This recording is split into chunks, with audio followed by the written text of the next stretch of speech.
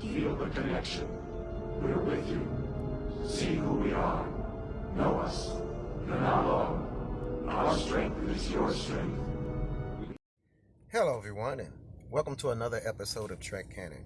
So today, I wanted to talk a little bit about trust, deceit, and desperation through the eyes of the episode Unity, Star Trek Voyager, Season 3, Episode 17. Before we begin, I just want to say that Star Trek Voyager Unity, this particular episode, is the sole predecessor to the two-part episode Scorpion 1 and 2. The events in Unity are directly related to what was going on in Scorpion. So consider Unity as prelude. It's prelude. We'll put it that way. So, like I said, today is a midnight edition. And for those of you who don't know, I haven't been around for a midnight edition, or I haven't seen any of my prior midnight editions. Basically, what we do here is try to cover more adult themes, kind of more serious type topics that were shown or talked about, or that we got the impression of from a particular episode.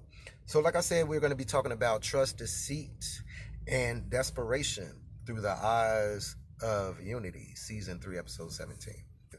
So, just a little brief synopsis of what's going on. Voyager is trying to find a shortcut through this expanse that they're going through. And Chakotay and the ensign is in a shuttlecraft trying to assist in that particular thing. They're lost. During the time that they're lost, they receive a signal identifying them as a Federation vessel, which is already unusual because since they're in the Delta Quadrant and this is a new part of space that Voyager's never been in, they shouldn't know about the Federation or that this is a Federation vessel. I'm getting another hail. The signal's very weak, and it's definitely not being sent by Voyager. Try adjusting the bandwidth. Colony to Federation vessel. We need your help urgently. This is Commander Chakotay of the starship Voyager. Please identify yourself. I'm not reading you. Federation vessel, please respond. We lost them, sir. They've identified us as a Federation ship. Who would know that? So already Chakotay and the ensign is pretty curious, and they decide to go and take a look.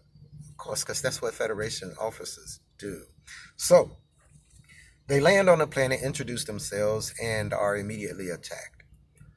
The ensign is killed, and Chakotay is severely wounded. Now, during the time that he's wounded and he falls out to succumb to the enemy attack, he's saved. The people who end up saving him are the ones who sent out the distress signal, and we are introduced to the leader of the group, and she is a human, all right? Which Chakotay finds surprising because, hey, man, how's some humans out here in the Delta Quadrant besides us? So she proceeds to tell him that her and 2 or 3 other humans and about 800,000 other humanoids were taken against their will, abducted from their planets and places and all that types of stuff, and brought here. Again, everyone here has pretty much the same story. They were just grabbed from wherever they happened to be and dumped.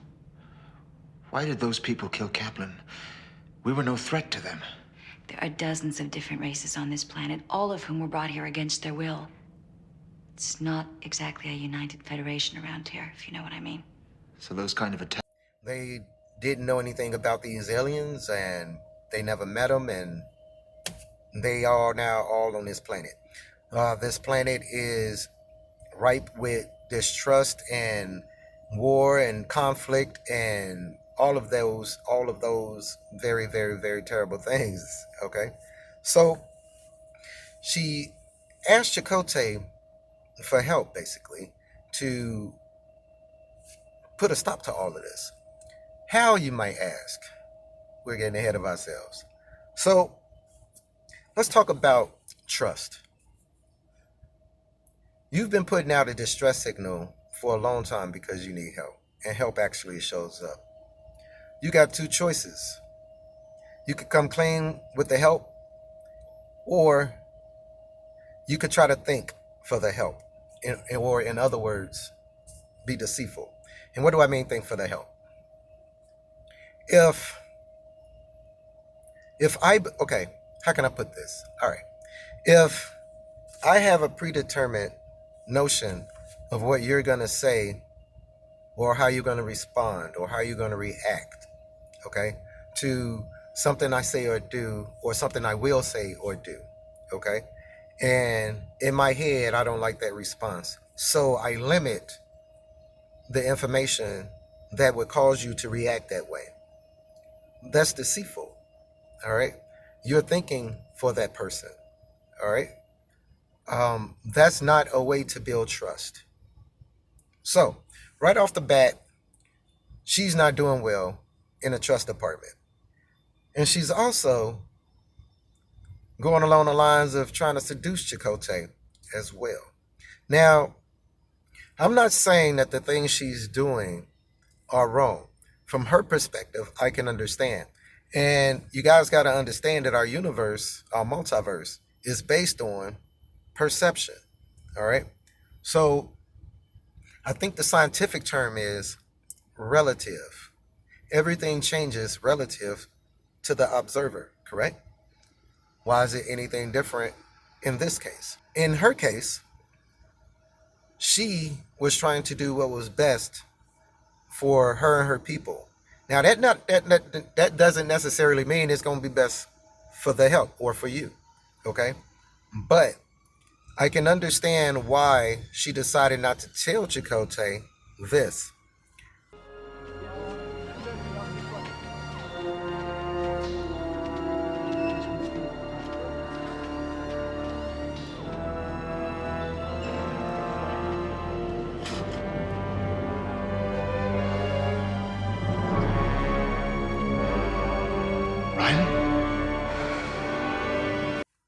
He ends up finding out, because he seeks out of his room, that everybody on this planet were prior bored.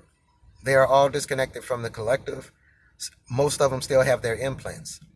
The lady who he's been dealing with was assimilated off the USS Roosevelt at Wolf 359. All right.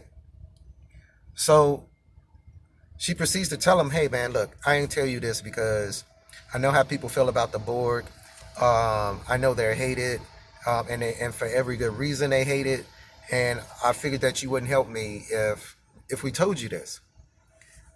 That's taking his right to choose. All right. That doesn't build trust, and it's very deceitful. But again, like I said, her perspective, I understood her perspective, and I believe Chakotay understood her perspective as well, which is why he continued to try to help. Now, remember when I said Chakotay had had received neurological damage from the attack that he suffered earlier? The people on this planet had very limited medical supplies, and actually this was one of the things that they were looking for from Chakotay. So the only thing that they did have, though, was the ability to temporarily link someone to basically a small collective. And they convinced Chakotay, who didn't really want to do this, all right, but they convinced him that, hey, man, if you don't do this, you're going to die.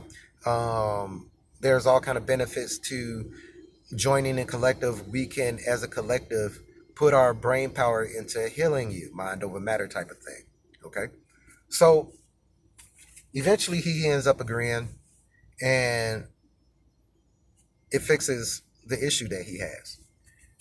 True to their word, it was only temporary, and they removed him from the link, okay? But as we know, once you're removed from the link, there's still a little bit that's left, all right? Think of what Picard was hearing in the movie First Contact. He was hearing the Borg when they were coming, all right? 7, even though her implants were shut down, she can still be influenced by the collective. She can still hear them, all right? So they disconnect Chakotay and everything like that. He's fine. Voyager enters orbit because they found the record buoy that Chakotay had set off to let them know where they were going to be going. Now, Chakotay tells the lady, he says, hey, look, I know you. I feel like I know you intimately. I know everything about you. And she's like, yeah, I know everything about you too. And this is what I need people to understand when watching a series Picard. Seven and Picard know each other better than anybody knows either of them, but that's not in the collective, because they were in a collective at some point of time together. As such, Seven knows everything about Picard. Picard knows everything about Seven, and that's their connection. And that's why it makes sense why nothing else does in the Picard series. Now, back to Unity. Like I was saying, there were 800,000 plus people on this planet. The Borg ship was derelict in space, and there were dead Borg on board. Chakotay beams up with the lady and they make this proposal to Janeway. But we're not Borg anymore. And we've learned from our past. All we want to do is to take the one good thing that existed in the midst of all that horror. Our unique ability to cooperate and problem solve and use it to create a safe and productive community. Tell me how, exactly. Which is, hey, listen, we need to reactivate this generator that's on the cube and direct it at the planet so that we can basically reactivate a small collective on the planet and stop all of this conflict, stop all this death and war, okay? And so Janeway is basically like, wait. You want us to go reactivate a Borg cube, right? And then force 800,000 people back into the collective. This is your idea right here, right? This is what you got going. This what all the cool kids doing. So she's basically like, yeah, right now that's the only way we can see it happening. And so they're like, well, why don't you just get off the planet, come with us, leave all this behind. No, that's not what we want to do.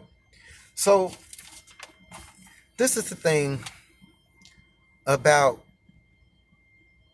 desperation. Desperation can cause us, no matter what situation we are in, to do things that are not normal for us, okay? So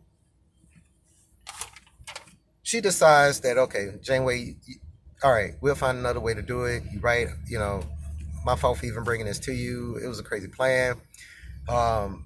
Chakotay, beams down to the planet with her. They set the colony up with defenses and medical supplies and all that kind of stuff, and they're leaving. On the way back, Chakotay and B'Elanna are in a shuttle, and Chakotay starts to hear Borg voices, which influence him to take over the shuttle and go to the Borg cube. Voyager's in hot pursuit. Come to find out that the colony is under attack, and they're almost about to break into the building. Everybody who we've met so far is linked to try to get Chakotay to reactivate this generator before they're all killed. He does at the last minute, after a small firefight with Chakotay and a away team. With Tuvok and the away team. When he reactivates this generator, it reactivates the Borg cube, and it reactivates the dead Borg. Activate the generator. Help us. We must activate the neuroelectric generator now. Chakotay, need your help. Losing time. Commander, take your hand away from that console, or I will be forced to fire. You must not let them stop you. You must do this.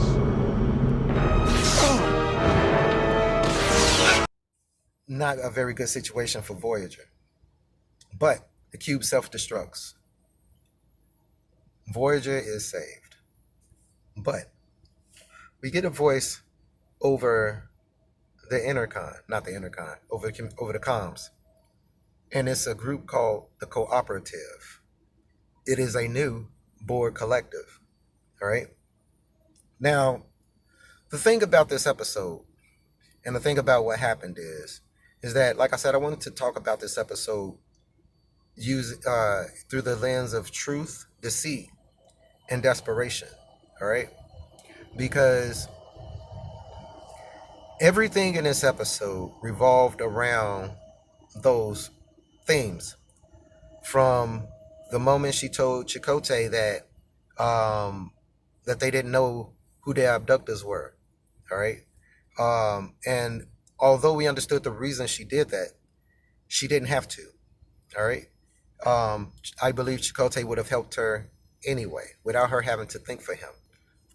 And one of the things that probably wasn't really touched on too much in the episode, and I'm surprised it wasn't, was, can you imagine, okay, it was about maybe 10 or 15 people in this group that we seen at the settlement. And there was 800,000 other individuals on this planet. This small group of people reactivated and forced 800,000 people back into the collective, or into the cooperative, because they're not part of the collective. They're a new board collective called the cooperative, okay? And forced all of these people back into the cooperative. Did they do it because of power? No. Did they do it because of trying to be malevolent? No. They did it because they were under attack, because of desperation, all right? But does that make it right? Through the whole episode, it was nothing but mistrust, deceit, and subterfuge, okay? When there was always a helping hand being extended, all right? So, and the thing is that the person that was engineering all of this turned out to be a human. But I do understand her point, because they was about to die, man. They was about to die. But just like Janeway said, we are responsible. We would be responsible for creating a new collective. We would be responsible for enslaving 800,000 people based on the information we've received from a very, very small fraction of people. Can you have paradise without some form of iron hand or some form of dictatorship? Is that possible? Can you have a society of multiple cultures, ethnicities, races, all work together in harmony, truly? Okay? Or do you need, I guess, enslave them would be the best term for what they decided to do.